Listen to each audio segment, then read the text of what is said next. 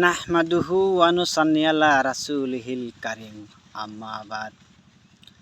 মুহাম্মাদুর রাসূলুল্লাহ সাল্লাল্লাহু আলাইহি ওয়াসাল্লামকে এক সাহাবী এসে জিজ্ঞাসা করলেন, ইয়া রাসূলুল্লাহ, কিয়ামত কবে ঘটবে?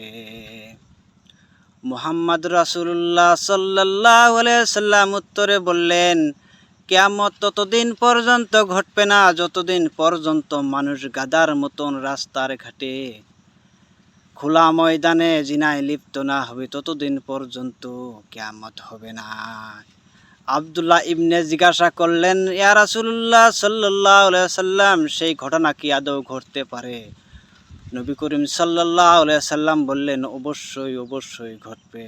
নবী করিম সাল্লাল্লাহু আলাইহি ওয়াসাল্লাম আরও বললেন, আমার হাদিস শোনার পরও যে ব্যক্তি নাকি অন্যজনের কাছে পৌঁছে না দেয়, সে কিয়ামতের দিন আমার সেফায়েতে দাঁড়াইতে পারবে না। তাই বলছি বন্ধুরা, যত পারেন এই ভিডিওটা অবশ্যই শেয়ার মেরে দিবেন।